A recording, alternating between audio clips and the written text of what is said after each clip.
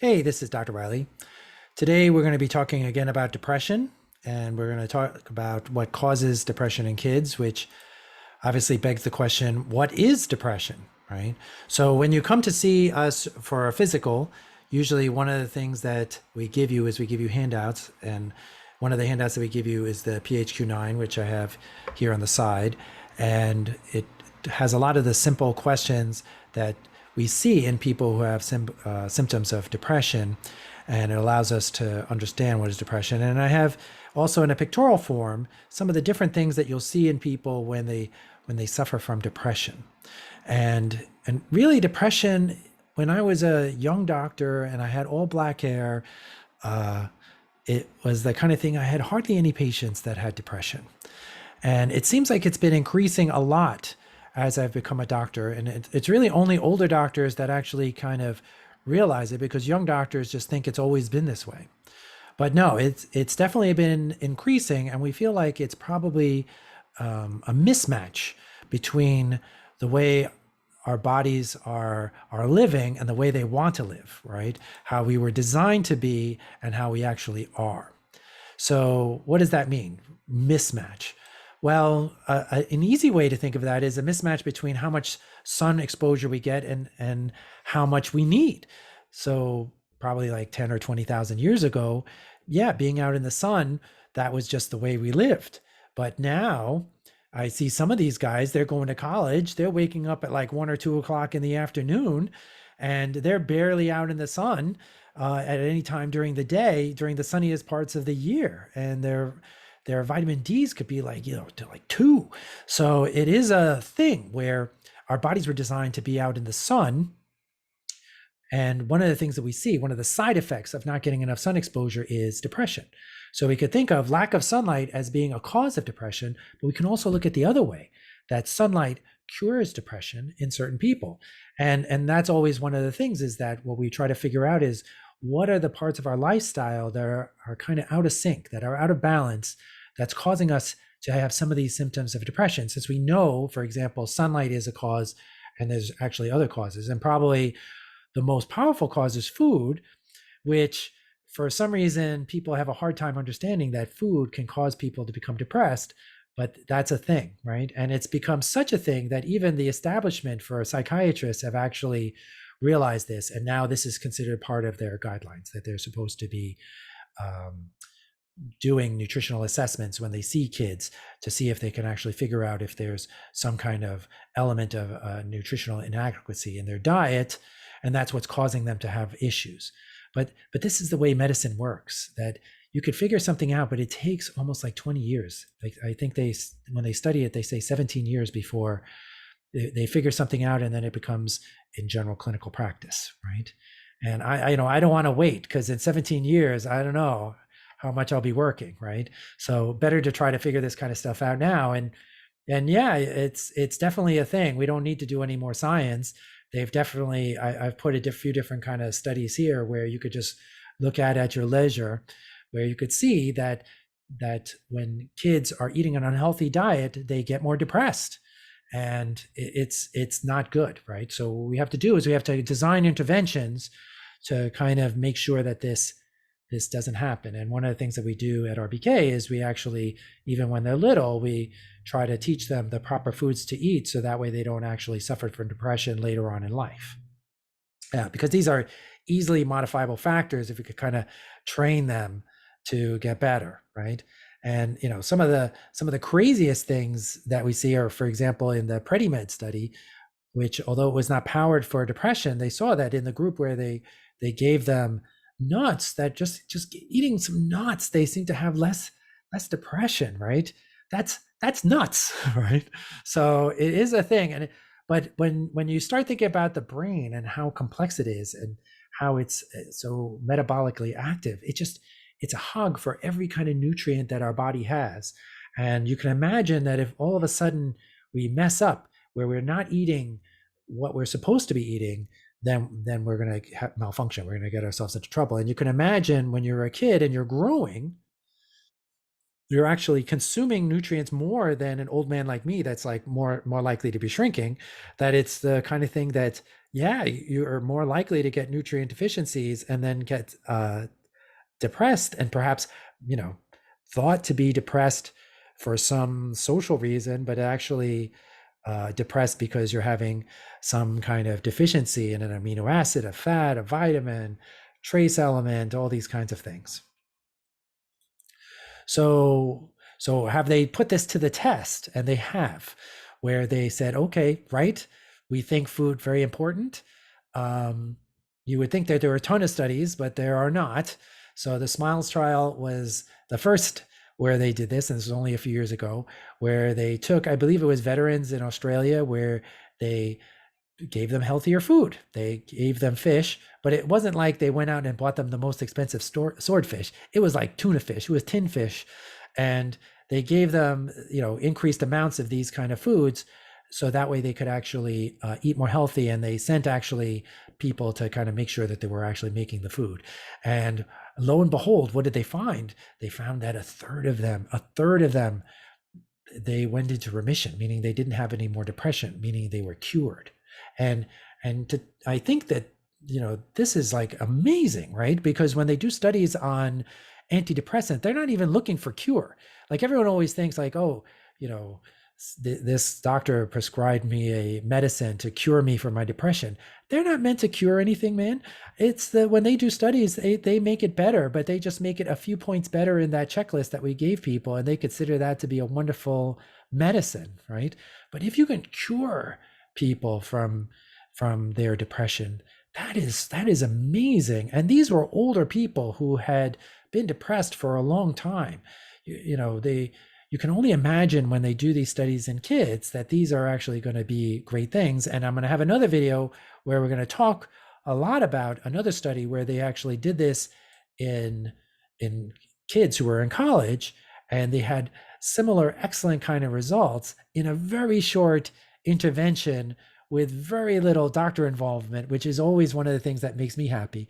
And this is going to be really the way to go. And I kind of put in this picture of how you were supposed to be eating during that kind of diet, and you could see it's mostly vegetables and fruits and a lot of fish and other kind of meats and dairy and seeds and things like that. And you know, usually it's the kind of thing what we would consider to be a kind of more traditional kind of diet, where it was heavy in vegetables, seasonal fruits, locally grown everything, you know, ideally no chemicals, because traditionally people were so poor they couldn't afford chemicals. And it is the kind of thing that that seems to make people better. Now, yeah, so I put in this just so people don't go too crazy, right? Because, you know, obviously some people need medicines. There are definitely kids suicidal, they give medicine and then it saves their life, right? That that's just the way it is, right? But it's not the cure. It makes them feel better, right? So as soon as you take away that medicine, the depression comes back. That's usually how it goes, right? So in a way, I think of it as kind of like Tylenol, right? Where, yeah, when my kids were little and they had ear infection, I would give them Tylenol because that made them feel better. But it doesn't do a whole heck of a lot to actually make you better, right? And that's where all these other things I think come into play, right? The rest of the stuff that we're going to be talking about is all the things that seem like they actually are things that kind of make you better. But yeah, medicines don't work for everybody. And certainly in this study that I have here on the side, it talks about how some of the people, they took the medicines, they got more depressed, right? And you know, it is a thing where if we could kind of do a lot of different things all at the same time, I would think that would be the best way to attack. And that's what I would probably want to do if it was my kid.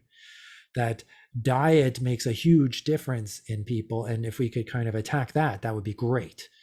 And there are definitely a lot of different kinds of things. And as you can imagine, it's different kinds of meats and vegetables that actually are the biggest players in this kind of realm.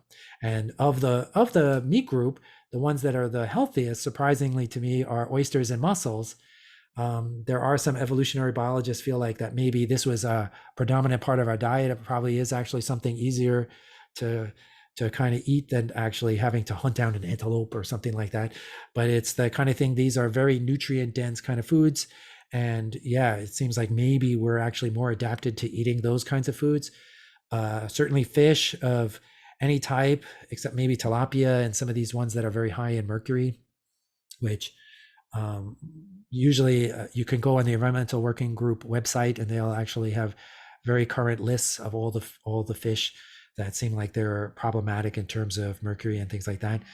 This is a problem whenever you buy any of your food, though. You have to make sure that it's sourced in the correct way, that you have to make sure that it's actually healthy, because the healthier the food you eat, the healthier you are, right? So it is the kind of thing that, yeah, oysters, mussels, fish, organ meats, they are definitely like the nutrition powerhouses of these kind of animal-based foods. And this is definitely a thing that even that even in the lay press they're starting to kind of figure out. And we could see this even when we do kind of try to do other kind of studies. Now, I don't necessarily like a lot of these epidemiologic kind of studies, but it is kind of interesting to see that in these countries where they have higher fish consumption, they seem to have less depression, and the countries that have less fish consumption, they seem to have more depression, right? But yeah, these kind of studies, I don't know, they do drive me a little bit crazy, but it definitely is something like food for thought. Of the vegetables, the ones that were the best were actually the cruciferous vegetables, the leafy vegetables. The leafy vegetables tend to be the best. Then it was the bell peppers and the cruciferous vegetables. So now you're starting to see what I want people to eat. I want them to eat a lot of these kind of vegetables, and I want them to eat meat and things like that, but ideally more fishes and things like that, and less of the foods that make depression worse, the so-called fearsome threesome, right? Which is sugar, right? So sugar, bad. Or for my Spanish patients, sugar, malo, right? And then the processed carbohydrates. So yeah, usually any of these kind of things, they're just filled with chemicals, and all these things, they're approved for us to eat, but who the heck knows what they're doing inside of our body? We don't really know everything, except that we do know that it causes depression. Certainly, if you have a cancer, you need to stay away from all these three things too. And yeah, all these things, all sorts of badness, right? And probably one of the ways that it causes badness is through increasing inflammation in our bodies, which definitely that's a thing where if we give someone a medicine, for example, that causes inflammation, like bam, they get depressed. It's crazy, right? So yeah, so usually what we want to do is try to eat a diet that's mostly fruits and vegetables, and a diet that has no sugar, processed carbohydrates, especially. I mean, obviously not all carbohydrates are bad. Nobody comes to see me because they eat too many blueberries, but it's the kind of thing that, yeah, these processed carbohydrates, not good. And these vegetable oils, yeah, if I don't have time to kind of go through it, but these are not like, oh, they took a vegetable and then they squeezed it. These are things that are made in factories where they basically just use it as a carbon source to create an oil, right? So these are not good for us, right? So we shouldn't be eating it. And almost all the fast food is cooked in these vegetable oils, right? And yeah, all the healthy traditional diets usually are very high in vegetables, and they have fish and meats and things like that, and they're actually all considered to be good for depression, because they have a balance, right? And this is the problem when we have unbalanced diets, which I'm starting to see a lot of kids when they go off to college, they get filled with their fancy ideas about becoming vegetarian, and then they get depressed. And yeah, because it's an unbalanced diet, as you may have seen from some of the other videos, that you cannot get omega-3 fatty acids, B12, unless you're eating some sort of animal-based product or you're taking supplements, right? And unfortunately, a lot of my vegetarian kids, they don't like vegetables, right? And then they're like the double whammy, because I would say that I have the guys that don't want to eat meat, and then they get into issues related to nutrition. And then I have the guys who don't like vegetables, and then they get into issues related to nutrition, right? Like if only we could all get along and we could just eat a balanced diet, then we would kind of stay out of trouble, right? So yeah, so that is like the key for a lot of things in life, that we have to actually have a balance, and we'll stay out of trouble. But sometimes it's hard to know, right? That I think I'm doing a good job, then that's fine. You go to a doctor. They order some blood tests. They can figure out stuff. You don't have to be so smart if you feel like you're doing a good job and you're not actually feeling better, right? Maybe it's we need to add some more stuff, like some of these colorful kind of foods have all these chemicals that apparently are very good for depression as well, or adding some spices or different kinds of things. These are all things that are considered to be good parts of our diet that actually have have salutary effects in our bodies, right? And we'll go through this more in our next video. um, so one of the things that I was kind of surprised is how often you eat seems to actually make a difference in terms of inflammation in our bodies and therefore depression. And yeah, if you think about it, eating food, just being, exposed to food is a real kind of insult to our body. Now, of course, we need to eat, but it's the kind of thing that perhaps eating multiple times in a day, especially it seems like having it spread out is probably more like the problem, right? Where if you eat first thing in the morning and then you eat right before you go to bed, your body is actually not getting enough time to rest. And it is the kind of thing that if we could eat within a 12-hour feeding window, I would think that that would probably be the best way to go. And certainly if you're snacking, especially if you're eating these kind of snacks like Doritos and things like that, they're nothing but the fearsome threesome, and you are going to get worse. Um, Sleep, I think that everybody knows that you need sleep to kind of restore your brain's processes. And if you're not getting enough sleep, then your body can't actually kind of take away the waste products that it built up during the day. Apparently, how we're designed is we do our stuff during the day, and then when we're sleeping, that's when like the garbage men come in through our lymphatic system and they take away all the different waste products. But what if you don't sleep? That's kind of like my garbage pickup is on Mondays, and on Fourth of July or one of these days that it falls on a Monday, all of a sudden I got a lot of garbage in my garage. The problem is for your body is that yeah, like for me, I know they're going to pick up on Thursday, but your body doesn't know when you're going to be able to sleep. So it just kind of hopes that you're going to get sleep enough one of these days. And a lot of people who are chronically sleep deprived, this is one of the issues that happens to them, that they get themselves into trouble. And not just sleep, but it's getting enough dark, right? Because nowadays we have so many different ways that we can kind of expose ourselves to light. But it doesn't seem like our body likes that. It seems like our body likes to have a certain amount of light and a certain amount of dark. And when we do this, where we expose ourselves to light at night, we're actually causing ourselves to get sick. And it seems like our brain is more healthy when we get enough sleep, enough light, enough dark, and at the proper times of the day. So exercise and inflammation. So this is one of the key things that we think about, is that exercising seems to make us less depressed.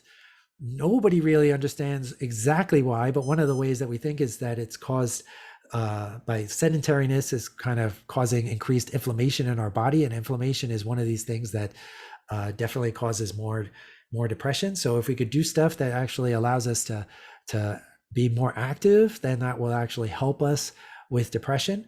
There's something about walking around trees or walking in nature that seems to be good for us. So if we could do that, then that's like double dipping, which is great for me. If we could do that in a hot environment, there's something about that that's also seems to be good, because they've looked into this, that people who are depressed, they have problems with temperature regulation. So exposing them to short bouts of temperature seems like it does a good job for them. So you may have heard how people go in a sauna, or they do things like the hot yoga, and probably some of the benefits they have is actually from the exposure to the heat. And probably being kind to themselves, taking their time to make themselves healthy, all these other kind of things. But that's definitely a thing. So I publish a couple of articles here for you guys to look at if you're so interested, that talk about how these things are helpful.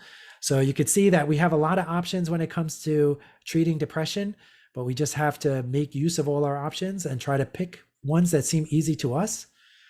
Yeah, so just inflammation. He's a bad boy, and he causes a lot of the things that seem like make us sick.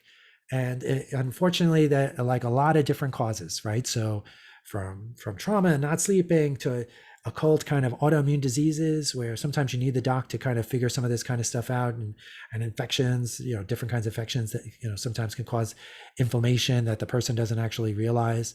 Um, Certainly if somebody has like a horrible gingivitis or mouth kind of things, going to visit the dentist can be actually something that are very good for you. And obviously food, we kind of talked about this before, how food, eating unhealthy food causes inflammation in our body.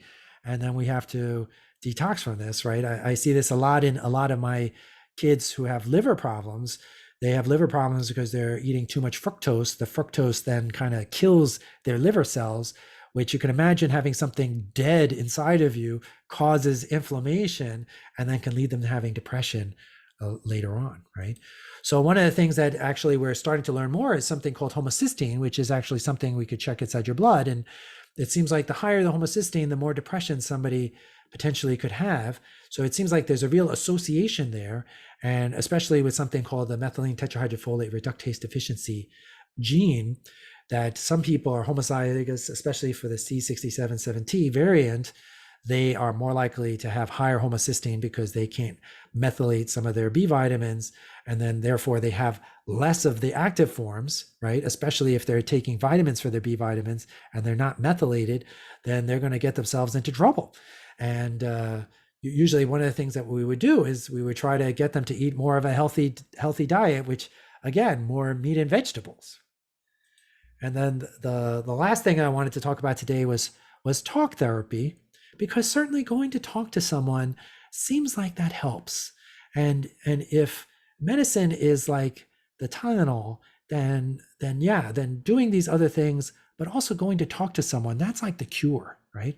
Because if we can kind of like go into the root of like what's going on with us, and we can kind of spur them to be more active, to take control of their life, to make change. Because at the bottom, all this kind of stuff is making change. And when you're depressed, that's one of the evil things about depression. It makes you not want to change. It kind of robs you of your energy. This is where the psychologists and social workers, that's where they really shine. If they could actually empower people to get them to change their lives, so that way they can rid themselves of the depression. And then the kids get actually cured, right? Which is our goal for almost every kind of problem. All right, so that's it for me today. I'm Dr. Reilly again. And again, if you like this video and you want a lot of people to see it on YouTube, then just like and subscribe, and it will pop up for other people, not just patients of RBK. Have a nice day.